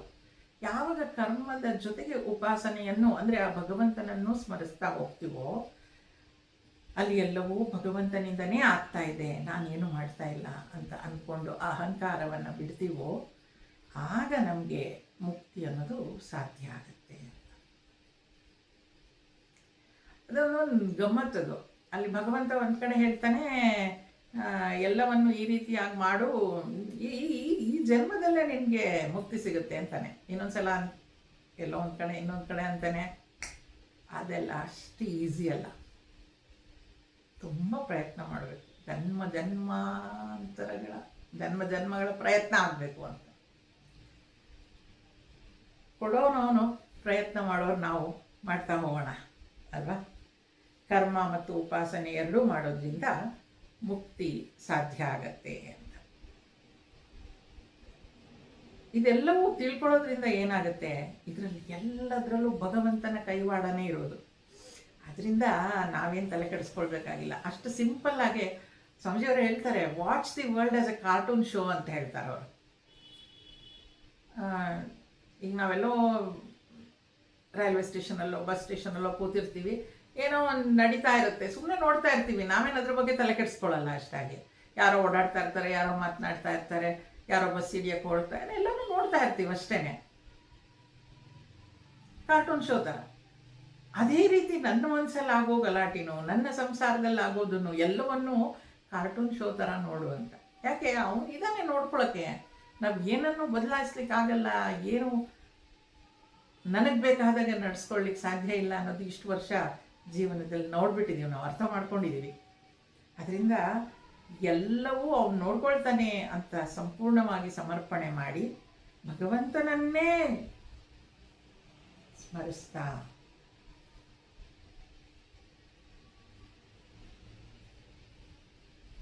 ಇದ್ದರೆ ಅವರೇನಾಗ್ತಾರೆ, ನನ್ನನ್ನು ಸೇರಿದವರು, ಅವನನ್ನು ಸೇರಿದವರು ಮತ್ತೆ ಪುನರ್ಜನ್ಮವನ್ನು, ಅವರಿಗೆ ಪುನರ್ಜನ್ಮ ಇಲ್ಲ, ಭಗವಂತನಲ್ಲೇ ಲೀನ ಆಗುತ್ತಾರೆ. ಪುನರ್ಜನ್ಮ ಎಲ್ಲ ಬರುವಂಥದ್ದು ಎಲ್ಲಿ ಅಹಂಕಾರ ಇರುತ್ತೋ ಅಲ್ಲಿ, ಎಲ್ಲಿ ಕರ್ಮಗಳ ಪಾಪ ಪುಣ್ಯಗಳನ್ನು ಅನುಭವಿಸ್ಬೇಕಾಗಿರುತ್ತೋ ಅಲ್ಲಿ ಮಾತ್ರ ಪುನರ್ಜನ್ಮ ಇರುತ್ತೆ. ಇಲ್ಲದೇ ಇದ್ದರೆ ಭಗವಂತನ ಸೇರಿದ ಮೇಲೆ ಮತ್ತೆ ಪುನರ್ಜನ್ಮ ಬೇಕಿಲ್ಲ. ಅವನೇ ಹೇಳ್ತಾ ಇದ್ದಾನೆ ಆ ಥರ. ಮುಂದುವರೆಸ್ತಾ, ಸಹಸ್ರಯುಗ ಪರ್ಯಂತಂ ಆಹರ್ಯದ್ ಬ್ರಹ್ಮಣೋ ವಿದುಃ ರಾತ್ರಿಂ ಯುಗ ಸಹಸ್ರಾಂತಾಂ ತೇಹೋರಾತ್ರವಿದೋ ಜನಾಃ. ಬ್ರಹ್ಮನ ಒಂದು ಹಗಲು, ಟೈಮ್ ಕ್ಲಾಕ್, ಬ್ರಹ್ಮನ ಒಂದು ಹಗಲು ಸಾವಿರಾರು ಯುಗಗಳ ಕಾಲ ಮತ್ತು ಒಂದು ರಾತ್ರಿಯು ಸಾವಿರಾರು ಯುಗಗಳ ಪರ್ಯಂತ ಎಂದು ಕಾಲಮಾನವನ್ನು ಅಳೆಯುವ ತಜ್ಞರು ಹೇಳುತ್ತಾರೆ. ಸಮಯದ ಬಗ್ಗೆ ಹೇಳ್ತಾ ಇದ್ದಾನೆ ಇಲ್ಲಿ. ಬ್ರಹ್ಮನ ಒಂದು ಹಗಲು ಏನಿರುತ್ತೆ ಅದು ನಮಗೆ ಸಾವಿರಾರು ಯುಗಗಳಂತೆ, ಮತ್ತೆ ಒಂದು ರಾತ್ರಿ ಕೂಡ ಸಾವಿರಾರು ಯುಗಗಳ ಪರ್ಯಂತ ಎಂದು ಕಾಲಮಾನ ಅಳೆದ ತಜ್ಞರು ಹೇಳ್ತಾರೆ ಅಂತ. ಅದಾಗೆ ನಾನು ಓದ್ಕೊಂಡು ಹೋಗ್ತೀನಿ, ಅದ್ರ ಬಗ್ಗೆ ತುಂಬ ಡೀಟೇಲ್ಸ್ ಎಲ್ಲ ಈಗ ಬೇಕಾಗಿಲ್ಲ ಅಂತ ಅಂದ್ಕೊಳ್ತೀನಿ. ಆ ಬ್ರಹ್ಮನ ಅಂದರೆ ಆ ಟೈಮ್ ಬೇರೆ ಬೇರೆ ಲೋಕದಲ್ಲಿ ಆ ಸಮಯ ಬೇರೆ ಬೇರೆ ಥರ ಇರುತ್ತೆ ಅನ್ನೋದನ್ನ ಇಲ್ಲಿ ಹೇಳ್ತಾನೆ. ಯಾಕೆ ಹೇಳ್ತಿದ್ದಾನೆ ಅಂತ ಅವನೇ ಮುಂದೆ ಕೂಡ ಹೇಳ್ತಾನೆ. ಮುಂದುವರಿಸ್ತಾ, ಅವ್ಯಕ್ತಾವ್ಯಕ್ತಯ ಸರ್ವಾಃ ಪ್ರಭವಂತ್ಯರಾಗಮೇ ರಾತ್ರ್ಯಾಗಮೇ ಪ್ರಲೀಯಂತೆ ತತ್ರೈವಾವ್ಯಕ್ತ ಸಂಜ್ಞಕೆ. ಬ್ರಹ್ಮನಿಗೆ ಹಗಲು ಆದಾಗ ಎಲ್ಲ ಚರಾಚರ ಜೀವಿಗಳು ಅವ್ಯಕ್ತ ಪ್ರಕೃತಿಯಿಂದ ಹುಟ್ಟುವವು. ಅವನಿಗೆ ರಾತ್ರಿಯಾದಾಗ ಅವೆಲ್ಲವೂ ಅದೇ ಮೂಲ ಅವ್ಯಕ್ತ ಪ್ರಕೃತಿಯಲ್ಲಿ ಪ್ರಳಯವಾಗುವು. ಇದು ಸೃಷ್ಟಿ ಮತ್ತು ಸ್ಥಿತಿ ಲಯ ಇದರ ಬಗ್ಗೆ ಹೇಳ್ತಾ ಇದ್ದಾರೆ. ಆ ಬ್ರಹ್ಮನ ಹಗಲಾದಾಗ ಎಲ್ಲ ಚರಾಚರ ಜೀವರಾಶಿಗಳು ಅವ್ಯಕ್ತ ಪ್ರಕೃತಿಯಿಂದ ಹುಟ್ಟುತ್ತಾವಂತೆ. ಅವ್ಯಕ್ತ ಇದರಿಂದನೇ ಬರುವಂಥದ್ದು. ಸಿಂಪಲಾಗಿ ಹೇಳೋದಾದರೆ ನೋಡಿ, ನಮಗೆಲ್ಲ ಗುರುಗಳು ಹೇಳಿದ ರೀತಿಯಲ್ಲಿ ಈಗ ನಾವು ಮಲಗಿರ್ತೀವಿ, ಎದ್ದಾಗ ಅದು ಎಲ್ಲ ಯೋಚನೆಗಳಾಗಲಿ ಮತ್ತೆ ಆ ಪ್ರಪಂಚ ನೋಡೋದಾಗಲಿ ಎಲ್ಲಿಂದ ಬರ್ತಾ ಇದೆ? ಏನು ಇರಲಿಲ್ಲ, ಮಲಗಿದ ಸ್ಥಿತಿನಲ್ಲಿ ಅವ್ಯಕ್ತ ಅದು. ಅದು ಎದ್ದ ಕೂಡಲೇ ಜಗತ್ತೆಲ್ಲ ಕಾಣಿಸ್ಲಿಕ್ಕೆ ಶುರುವಾಗುತ್ತೆ, ಎಲ್ಲವನ್ನು ನೋಡ್ತಾ ಇದ್ದೀವಿ ಅಲ್ವಾ. ಮತ್ತೆ ಅದು ರಾತ್ರಿ ನಾವು ಮಲಗಿದಾಗ ಅದು ಸಂಪೂರ್ಣವಾಗಿ ಲಯ ಆಗೋಗುತ್ತೆ. ಎಲ್ಲಿಗೆ? ಮತ್ತೆ ಅದು ಎಲ್ಲಿಂದ ಉತ್ಪತ್ತಿ ಆಗಿತ್ತೋ ಅಲ್ಲೇ ಇರುತ್ತೆ. ಮತ್ತೆ ಮಾರನೇ ದಿನ ಎದ್ದಾಗ ಕನೆಕ್ಷನ್ ನೋಡಿ, ನಾವು ಹೊಸಬ್ರಾಗಿ ಎದ್ದೋಳಲ್ಲ. ಆ ಹಿಂದಿನ ದಿನದ ಎಲ್ಲವೂ ನೆನಪಿರುತ್ತೆ ನಮಗೆ. ಎಷ್ಟು ಅದ್ಭುತ ಅಲ್ಲ? ಏನಾದರೂ ಹಿಂದಿನ ದಿನದ ನೆನಪಿಲ್ದಲೇ ಆವತ್ತು ಹೊಸ ವಿಚಾರ ಬಂದ್ಬಿಟ್ರೆ ಏನು ಕತೆ ನಮ್ಮದು ಅಲ್ವಾ. ಆ ನೆನಪು ಹಿಂದಿಂದೇನಿರುತ್ತೆ ಅಲ್ಲೇ ಕಂಟಿನ್ಯೂಯೇಷನ್ ಇರುತ್ತೆ. ಅದು ಕಂಟಿನ್ಯೂಯೇಷನ್ ಇನ್ ಲೈಫ್. ಆ ಟೋಟಲ್ ಮೈಂಡ್ ಏನಿದೆಯಲ್ವಾ, ಆ ರೀತಿಯಾಗಿ ಅದು ವರ್ತಿಸುತ್ತೆ ಅಂತ. ಆ ಬ್ರಹ್ಮನಿಂದ ಅವ್ಯಕ್ತದಿಂದ ಬಂದು ಮತ್ತೆ ಅವ್ಯಕ್ತಕ್ಕೆ ವಾಪಸ್ಸು ಹೊರಟೋಗುತ್ತೆ ಅಂತ. ಇಡೀ ಜಗತ್ತೇ ಆ ರೀತಿಯಾಗಿ, ಈಗ ನಮ್ಗೆ ಸಿಂಪಲ್ಲಾಗಿ ಎಕ್ಸಾಂಪಲ್ ಕೊಟ್ಟು ಹೇಳಿರೋದು ಅರ್ಥ ಮಾಡಿಸ್ಲಿಕ್ಕೆ ಈ ರೀತಿಯಾಗಿ. ನಿದ್ರೆಯಿಂದ ಇದ್ದಾಗ ಅದು ಅವ್ಯಕ್ತದಿಂದಲೇ ಬಂದಿದ್ದು, ಮತ್ತೆ ನಿದ್ರೆಗೆ ನಾವು ಜಾರಿದಾಗ ಮತ್ತೆ ಅವ್ಯಕ್ತಕ್ಕೆ ಹೋಗಿದ್ದದು. ಅದೇ ರೀತಿ ಜಗತ್ತು ಕೂಡ ನಡೆಯೋದು ಅಂತ ಹೇಳ್ತಾರೆ. ಹಗಲು ಆದಾಗ ಎಲ್ಲ ಚರಾಚರ ಜೀವಿಗಳು ಅವ್ಯಕ್ತ ಪ್ರಕೃತಿಯಿಂದ ಹುಟ್ಟುವವು. ಆತನಿಗೆ ರಾತ್ರಿಯಾದಾಗ ಅವೆಲ್ಲವೂ ಅದೇ ಮೂಲ ಅವ್ಯಕ್ತ ಪ್ರಕೃತಿಯಲ್ಲಿ ಪ್ರಳಯವಾಗುವು. ಅಷ್ಟು ತಿಳ್ಕೊಳ್ಳೋಣ ನಾವು. ಮುಂದುವರೆಸ್ತಾ, ಭೂತಗ್ರಾಮಸ್ಸ ಏವಾಯಂ ಭೂತ್ವಾ ಭೂತ್ವಾ ಪ್ರಲೀಯತೆ ರಾತ್ರ್ಯಾಗಮೇವ ಪಾರ್ಥ ಪ್ರಭವತ್ಯಃ ರಾಗಮೇ. ಹೇ ಅರ್ಜುನ, ಈ ಭೂತ ಸಮುದಾಯವು ಜೀವರಾಶಿಗಳು ಮತ್ತೆ ಮತ್ತೆ ಹುಟ್ಟಿ ಮತ್ತೆ ಮತ್ತೆ ಪ್ರಳಯವಾಗುತ್ತದೆ. ಎಲ್ಲವೂ ಈ ಜೀವರಾಶಿಗಳೆಲ್ಲ ಏನು ಮತ್ತೆ ಹುಟ್ಟುತ್ತೆ ಮತ್ತೆ ಪ್ರಳಯ ಆಗುತ್ತೆ, ಮತ್ತೆ ಹುಟ್ಟುತ್ತೆ ಮತ್ತೆ ಪ್ರಳಯ ಆಗತ್ತೆ. ಅಂದರೆ ನೋಡಿ, ಅದು ಏನಂತಾರೆ, ಲೈಫ್ ಸ್ಪ್ಯಾನ್ ಒಂದೊಂದ್ರದ್ದು ಒಂದೊಂದು ರೀತಿಯಾಗಿರುತ್ತೆ. ಈ ಮಳೆ ಹುಳ ಅಂತೆಲ್ಲ ಬರುತ್ತೆ ನೋಡಿ, ಅದು ಎಷ್ಟು 1-1.5 ಗಂಟೆ ಅಷ್ಟೇ ಇರುತ್ತೆ ಅಲ್ವಾ. ಹಾಗೆ ಬೇರೆ ಬೇರೆ ಪ್ರಾಣಿಗಳದ್ದು ಬೇರೆ ಬೇರೆ ಲೈಫ್ ಸ್ಪ್ಯಾನ್ ಇರುತ್ತೆ. ಅವು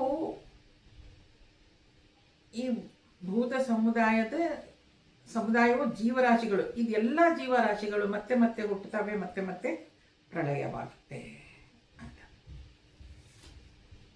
ಅಂದರೆ it manifest and then unmanifest. ಆ ಥರ ನಮ್ಮಲ್ಲಿರೋ ವಾಸನೆಗಳಿಂದ ಏನೇನು ಕಾರ್ಯಗಳು ಆಗಬೇಕು, ಕರ್ಮಗಳಾಗಬೇಕು, ಅವೆಲ್ಲ ವ್ಯಕ್ತ ರೂಪಕ್ಕೆ ಬಂದು ಕಾರ್ಯಗತಗೊಳ್ಳುತ್ತೆ. ಆ ಕರ್ಮಗಳಿಂದ ಮತ್ತೆ ನಮಗೆ ಪಾಪ ಪುಣ್ಯಗಳ ಸಂಗ್ರಹ ಆಗುತ್ತೆ, ಮತ್ತೆ ಪಾಪ ಪುಣ್ಯಗಳ ಸಂಗ್ರಹದಿಂದ ಮತ್ತೆ ಪುನರ್ಜನ್ಮ. ಈ ರೀತಿಯಾಗಿ ನಡೀತಾನೆ ಇರುತ್ತೆ ಅಂತ ಭಗವಂತ ಹೇಳ್ತಾರೆ.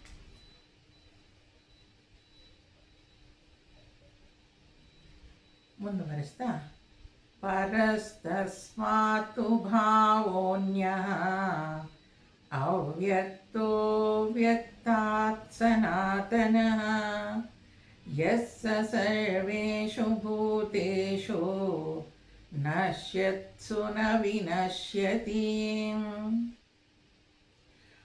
ಈ ಅವ್ಯಕ್ತ ಪ್ರಕೃತಿಗಿಂತ ವಿಲಕ್ಷಣವೂ ಶ್ರೇಷ್ಠವೂ ಸನಾತನವೂ ಆದ ಬ್ರಹ್ಮತತ್ವವು ಇದೆ.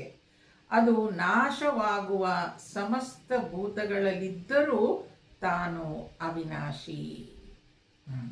ಈಗ ಬರ್ತು ನೋಡಿ, ಏನಂತ ಆ ಅವಿನಾಶಿ ಬ್ರಹ್ಮ ಚೈತನ್ಯ ಶಕ್ತಿ ಅಂತ ಏನು ಹೇಳ್ತೀನಿ, ಅದು ಯಾವಾಗಲೂ ಎಲ್ಲದರಲ್ಲೂ ಇದೆ ಅಂತ. ಅವ್ಯಕ್ತ ಪ್ರಕೃತಿಗಿಂತ ವಿಲಕ್ಷಣವು, ಅವ್ಯಕ್ತ ಶ್ರೇಷ್ಠವು ಸನಾತನವಾದ ಬ್ರಹ್ಮತತ್ವವು. ಆ ಬ್ರಹ್ಮತತ್ವ ಎಲ್ಲವನ್ನೂ ಬೆಳಗ್ತಾ ಇರುವಂತಹ ಆ ಚೈತನ್ಯ ಶಕ್ತಿ ಏನಿದೆ, ಅದು ಮಾತ್ರ ನಾಶ ಆಗದೇ ಇರುವಂಥದ್ದು. ಅದು ನಾಶ ಆಗುವ ಎಲ್ಲ ಸಮಸ್ತ ಭೂತಗಳಲ್ಲಿದ್ದರೂ, ಅದು ಎಲ್ಲದರಲ್ಲಿದ್ದರೂ ಕೂಡ ಅದು ಅವಿನಾಶಿ. ಬೇರೆ ಎಲ್ಲ ಶರೀರ, ಮನಸ್ಸು, ಬುದ್ಧಿ, ಬೇರೆ ಪ್ರಾಣಿಗಳು ಎಲ್ಲವೂ ಹೋಗ್ಬೋದು, ಆದರೆ ಕಡೆಗೆ ಉಳಿಯುತ್ತಲ್ವಾ ಆ ಚೈತನ್ಯ ಶಕ್ತಿ, ಅದು ಇದ್ದೇ ಇರುತ್ತೆ. ಅದು ಅವಿನಾಶಿ, ಅದು ನಾಶ ಆಗದೆ ಇರುವಂಥದ್ದು. ಅದು ನೋಡಿ, ಅದೆಷ್ಟು ಸುಂದರವಾಗಿ ಹೇಳ್ತಾರೆ, ಯಸ್ಸ ಸರ್ವೇಷು ಭೂತೇಷು. ಅದು ಎಲ್ಲದರಲ್ಲೂ ಇದೆ, ಎಲ್ಲರಲ್ಲೂ ಇದೆ. ಸರ್ವಭೂತೇಷು, ಎಲ್ಲದರಲ್ಲೂ ಇದೆ, ಎಲ್ಲರಲ್ಲೂ ಇದೆ. ಹಾಗೆ ಏನಂತ ಸ್ಥಾವರ ಜಂಗಮ ಅಂತ ಏನು ಹೇಳ್ತೀವಿ, ಎಲ್ಲದರಲ್ಲೂ ಅದು ಇರುವಂಥದ್ದು. ಅದು ಮಾತ್ರ ಅವಿನಾಶಿ ಅಂತ ಹೇಳ್ತಾರೆ. ಒಂದು ವ್ಯವಸ್ಥೆ ಅವ್ಯಕ್ತೋಕ್ಷರ ಇತ್ಯುಕ್ತಃ ತಮಾಹು ಪರಮಾಂ ಗತಿಂ ಯಂ ಪ್ರಾಪ್ಯ ನ ನಿವರ್ತಂತೆ ತದ್ಧಾಮ ಪರಮಂ ಮಮ. ತದ್ಧಾಮ ಪರಮಂ ಮಮ. ಇದನ್ನೇ ಅವ್ಯಕ್ತವೆಂದು, ಅಕ್ಷರವೆಂದು, ಪರಮಗತಿಯೆಂದು ಹೇಳುತ್ತಾರೆ. ಯಾವುದನ್ನು ಸೇರಿದವರು ಮತ್ತೆ ಪುನಃ ಸಂಸಾರಕ್ಕೆ ತಿರುಗಿ ಬರುವುದಿಲ್ಲವೋ ಅದು ನಾನಿರುವ ಸ್ಥಳ. ಯಾವುದನ್ನು ಸೇರಿದ್ರೆ ಮತ್ತೆ ಸಂಸಾರಕ್ಕೆ ಪುನಃ ಬರೋದಿಲ್ವೋ ಅದು ನಾನಿರುವ ಸ್ಥಳ ಅಂತ ಭಗವಂತ ಹೇಳ್ತಾನೆ. ಇಲ್ಲಿ ಏನು ಹೇಳ್ತಾರೆ, ಅದ್ವೈತದಲ್ಲಿ ನಾನು ಆ ಪರಮಗತಿಯನ್ನು ಪಡೆಯೋದೇನು ಅಂದರೆ ನಾನು ಎಲ್ಲೋ ದೂರ ಹೋಗಬೇಕು ಆ ಥರ ಎಲ್ಲ ಏನಿಲ್ಲ. ಆ ಅವ್ಯಕ್ತ ಸ್ಥಿತಿಯನ್ನು ಪಡೆಯೋದು ಅಂದರೆ ನಾನು ಅಹಂ ಬ್ರಹ್ಮಾಸ್ಮಿ, ನನ್ನೊಳಗೆ ನಾನು ಆ ಆತ್ಮ ಚೈತನ್ಯ ಅನ್ನೋದು ನನಗೆ ರಿಯಲೈಸ್ ಆಗಬೇಕು ಅಷ್ಟೇ. ಅದು ಹೇಗೆ ಸಾಧ್ಯ? ಜ್ಞಾನದಿಂದ ಮಾತ್ರ ಸಾಧ್ಯ ಆಗೋದು. ಯಾವುದು? ಅದು ನನ್ನಲ್ಲಿರುವ ಚೈತನ್ಯ ಶಕ್ತಿ ಏನಿದೆ ಅದು ಅವ್ಯಕ್ತ, ಕಾಣಿಸ್ತಾ ಇಲ್ಲ, ಅದು ವ್ಯಕ್ತವಾಗ್ತಾ ಇಲ್ಲ. ಅದು ಅಕ್ಷರ, ನಾಶ ಆಗದೇ ಇರುವಂಥದ್ದು. ಶರೀರ, ಮನಸ್ಸು, ಬುದ್ಧಿ ನಾಶ ಆದರೂ ಕೂಡ ಅದು ನಾಶ ಆಗದೇ ಇರುವಂಥದ್ದು. ಅಂತಹ ಪರಮಗತಿ, ಅದನ್ನು ಪಡೆಯೋದು ಅಂದ್ರೇನು? I should realise that. ಪ್ರಾಪ್ತಸ್ಯ ಪ್ರಾಪ್ತಿ, ಅದನ್ನಲ್ಲಿದೆ ಆಗಲೇ ಅದು ನನಗೆ ಅರಿವಿಗೆ ಬರ್ತಾ ಇಲ್ಲ. ಅದನ್ನು ನಾನು ಪ್ರಾಪ್ತಿ ಮಾಡಿಕೊಳ್ಳುವಂಥದ್ದು. ಅದನ್ನು ಸೇರಿದರೆ ಏನಾಗುತ್ತೆ? ಪುನಃ ಸಂಸಾರಕ್ಕೆ ತಿರುಗಿ ಬರುವುದಿಲ್ಲ. ಸಂಸಾರಕ್ಕೆ ಬರುವುದಿಲ್ಲ ಅಂದರೆ ಏನು ಹಾಗಾದರೆ ನಾವೆಲ್ಲೋ ಹೊರಟೋಗ್ತೀವ? ಹಾಗಲ್ಲ. ಅದು ಆ ಸುಖ ದುಃಖಗಳಿಗೆ ನಾವು ಅದರಲ್ಲಿ ಕೊಚ್ಚೋಗೋದಿಲ್ಲ ಅಂತ. ಆ ಸಂಸಾರದಲ್ಲಿ ಇರೋದಿಲ್ಲ ಅಂದರೆ ಅದು ಸಂಸಾರಕ್ಕೆ ತಿರುಗಿ ಬರುವುದಿಲ್ಲವೋ ಅದು ನಾನಿರುವ ಸ್ಥಳ. ಆ ಸ್ಥಳಕ್ಕೆ ನಾವು ಹೋಗಬೇಕು. ನಾವೀಗ ಯೋಚನೆ ಮಾಡೋಣ. ಈಗ ಸುಖ ದುಃಖಗಳಲ್ಲೇ ನಾವು ಏನದು ಕಬಿ ಖುಷಿ ಕಬಿ ಗಮ್ ಒಪ್ಕೊಂಡ್ಬಿಟ್ಟಿದ್ದೀವಿ. ಆದರೆ ಆ ಚೈತನ್ಯ ಶಕ್ತಿಯನ್ನು ನಾನು ಸೇರಬೇಕು. ನಾನು ಅಹಂ ಬ್ರಹ್ಮಾಸ್ಮಿ, ಅದು ನನಗೆ ಅನುಭವಕ್ಕೆ ಬರಬೇಕು. ಬಂದಿದೆ ಅಂತ ಆದಾಗ ನಾನು ಹೇಗಿರ್ತೀನಿ? ಆಗ ಈ ಸಂಸಾರ ಡಸಂಟ್ ಮ್ಯಾಟರ್. ಅಂದರೆ ಸಂಸಾರದಲ್ಲಿ ಆಗುವಂಥ ಸುಖ ದುಃಖಗಳು ನನಗೆ ಅಫೆಕ್ಟ್ ಆಗೋದಿಲ್ಲ ಅಷ್ಟೇ. ಅಷ್ಟರ ಮಟ್ಟಿಗೆ ನನ್ನ ಸಾಧನೆ ಆಗಬೇಕು ಅಲ್ಲಿ. ಮತ್ತೆ ಮತ್ತೆ ಭಗವಂತ ಅದನ್ನೇ ಹೇಳ್ತಾನೆ. ಯಾಕೆ? ನನ್ನನ್ನೇ ಯೋಚಿಸಿ. ನಾವೆಲ್ಲ ಏನಾಗ್ಬಿಟ್ಟಿದ್ದೀವಿ ಅಂದರೆ, ನಾವು ಯಾವಾಗಲೂ ನಮ್ಮ ಜೊತೆ ಇರೋರು ಯಾರು ಇರ್ತಾರೆ, ಅಕ್ಕಪಕ್ಕ ಸುತ್ತಮುತ್ತ ಅವ್ರ ಮೇಲೆ ಡಿಪೆಂಡ್ ಆಗ್ತೀವಿ. ಹೆಂಡತಿ ಗಂಡನ ಮೇಲೆ ಡಿಪೆಂಡ್ ಆಗೋದು, ಗಂಡ ಹೆಂಡತಿ ಮೇಲೆ ಡಿಪೆಂಡ್ ಆಗೋದು, ಮಕ್ಕಳದು ಅಪ್ಪ ಅಮ್ಮನ ಮೇಲೆ ಡಿಪೆಂಡ್ ಆಗೋದು, ಅಪ್ಪ ಅಮ್ಮ ಮಕ್ಕಳ ಮೇಲೆ ಡಿಪೆಂಡ್ ಆಗೋದು. ಹೌದು, ಇದು ವ್ಯವಹಾರದಲ್ಲಿ ಇರೋದೇ ಹಾಗೆ. ಆದರೆ ಭಗವಂತ ಹೇಳ್ತಾನೆ, ನೀನು ಅವ್ರ ಮೇಲೆ ಎಷ್ಟು ಬೇಕೋ ಅಷ್ಟು ಡಿಪೆಂಡ್ ಆಗಬೇಡ ಅಂತ ಹೇಳಲ್ಲ. ಆದರೆ ನನ್ನನ್ನು ಹಿಡ್ಕೊಂಡ್ರೆ ನೀನು ಗಟ್ಟಿಯಾಗಿ ನಾನು ನಿನ್ನನ್ನು ರಕ್ಷಿಸ್ತೀನಿ ಅಂತ. ನೀನು ಆ ಪರಮ ಪದವಿಯನ್ನು ಪಡಿಬೇಕು ಅನ್ನೋದಾದರೆ, ನಾವು ಸುಖ ದುಃಖಕ್ಕಾಗಿ ಅಥವಾ ಸುಖವನ್ನೇ ಪಡಿಬೇಕು ಅನ್ನೋದಾಗಿ ನಾವು ಎಲ್ಲರೂ ಯಾರಿಂದ ಓಡ್ತಾ ಇದ್ದೀವಿ? ಯಾರು ಸುಖ ದುಃಖಗಳಲ್ಲಿ ಮುಳುಗಿದಾರೋ ಅವರಿಂದೆ ಹೋಗಿ ನಾವು ನನಗೆ ಸುಖ ಬೇಕು ಅಂತ ಕೇಳ್ತಾ ಇದ್ದೀವಿ. ಭಗವಂತದ್ದು ಹೇಳ್ತಾ ಇಲ್ಲ. ಅವನು ಹೇಳ್ತಾ ಇರೋದೇನು? ನೀನು ಆ ಪರಮಗತಿ ಅಂದರೆ ಎಲ್ಲಿ ದುಃಖವೇ ಇಲ್ವೋ ಆ ಸ್ಥಿತಿಯನ್ನು ಪಡಿಬೇಕು ಅಂದರೆ ನನ್ನನ್ನೇ ಸ್ಮರಿಸಬೇಕು. ಎಲ್ಲದಕ್ಕೂ ಆ ಭಗವಂತನನ್ನು ಗಟ್ಟಿಯಾಗಿ ಇಟ್ಕೊಳ್ಬೇಕು ಅಂತ. ಈಗ ನಾವು ಕೂಡ ನೋಡಿ, ಸಣ್ಣ ಇರುವೆಗಳು ನೀರಲ್ಲಿ ಹೋಗುವಾಗ ನೋಡ್ತೀವಲ್ವ, ಯಾವುದೋ ಒಂದು ಇರುವೆ ತಕ್ಷಣ ಅಲ್ಲೊಂದು ಹುಲ್ಕಡ್ಡಿಯನ್ನು ಇಟ್ಕೊಂಡ್ಬಿಡುತ್ತೆ. ಅದು ನೀರನ್ನು ದಾಟೋ ಪ್ರಯತ್ನ ಮಾಡ್ತಾ ಇರುತ್ತೆ. ಅಂದರೆ ಆ ಇರುವೆ ತನಗಿಂತೂ ಶಕ್ತಿ ಅಥವಾ ಗಟ್ಟಿಯಾಗಿರುವಂಥ ಹುಲ್ಕಡ್ಡಿಯನ್ನು ಹಿಡ್ಕೊಂಡಿದ್ದಕ್ಕೆ ಅದು ದಾಟಕ್ಕಾಯಿತು. ನಾವು ಕೂಡ ನಮಗಿಂತ ಗಟ್ಟಿ ಇರುವಂತಹ, ನಮಗಿಂತ ಶಕ್ತಿಯುತರಾದಂತಹ ವ್ಯಕ್ತಿಗಳನ್ನು ನಾವು ಹಿಡಿಬೇಕು ನಮ್ಮನ್ನು ರಕ್ಷಿಸ್ಕೊಳ್ಳೋದಕ್ಕೆ. ಆ ರೀತಿಯಾಗಿ ಯಾರಿದ್ದೀವಿ ನಾವು? ಎಲ್ಲ ಮನುಷ್ಯರು ಸುಖ ದುಃಖಗಳಿಂದ ಕೂಡಿರುವಂಥವ್ರೆ, ಸಾವು ನೋವುಗಳಿಗೆ ಬಲಿಯಾಗೋರೆ. ಅದನ್ನು ಮೀರಿದವರು ಯಾರಿದ್ದಾರೆ ಅಂದರೆ ಭಗವಂತ ಮಾತ್ರ. ಅದರಿಂದ ಆ ಭಗವಂತನನ್ನೇ ನಾವು ಗಟ್ಟಿಯಾಗಿ ಹಿಡಿಬೇಕು ಅಂತ ಗುರು ಹಿರಿಯರು ಹೇಳುವುದು. ಆ ರೀತಿಯಾಗಿ ನಾವು ಆ ಭಗವಂತನನ್ನೇ ತಿಳಿಯೋ ಪ್ರಯತ್ನ ಮಾಡ್ತಾ ಆ ಭಗವಂತನನ್ನೇ ಸೇರಿದರೆ ಅವನು ಎಲ್ಲಿದ್ದಾನೆ ಅಂತ ಗೊತ್ತಾಗಿದೆ. ಅವನು ಇರುವ ಸ್ಥಳ ಯಾವುದು ಅಂತ. ಅದು ಪರಮಗತಿ. ಆ ಪರಮಗತಿಯನ್ನು ಪಡೆದ್ರೆ ಅಲ್ಲಿ ಮತ್ತೆ ವಾಪಸ್ ಬರಬೇಕಾಗಿಲ್ಲ. ಅವನಿರೋ ಸ್ಥಳ ಕೂಡ ಅವನೇ ಹೇಳಿದ್ದಾನೆ ಭಗವಂತ ಅಲ್ವಾ? ಯಾವುದನ್ನು ಸೇರಿದ ಮೇಲೆ ಮತ್ತೆ ಸಂಸಾರಕ್ಕೆ ಬರುವುದಿಲ್ಲ. ಸಂಸಾರಕ್ಕೆ ಅಂದರೆ ಆ ಸುಖ ದುಃಖಗಳಲ್ಲಿ ನಾವು ತಲ್ಲೀನರಾಗಲ್ಲ. ಆ ಸುಖ ದುಃಖಗಳಿಗೆ ನಾವು ಏನದು ಡಿಸ್ಟರ್ಬ್ ಆಗೋದಿಲ್ಲ.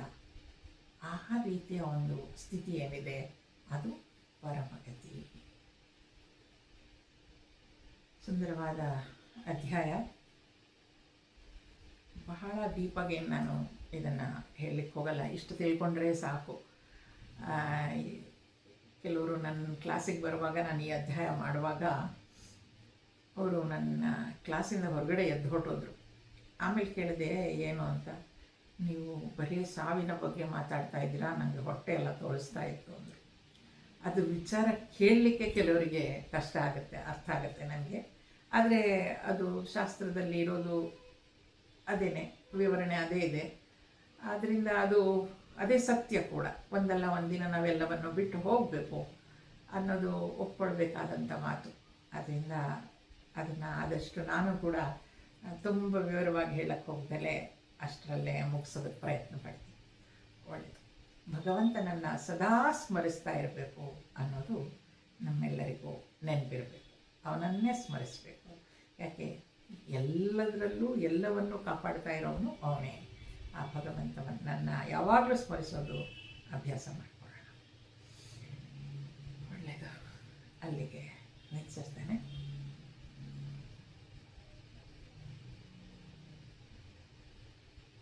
असतो मा सद्गमय तमसो मा ज्योतिर्गमय मृत्योर्मा अमृतंगमय।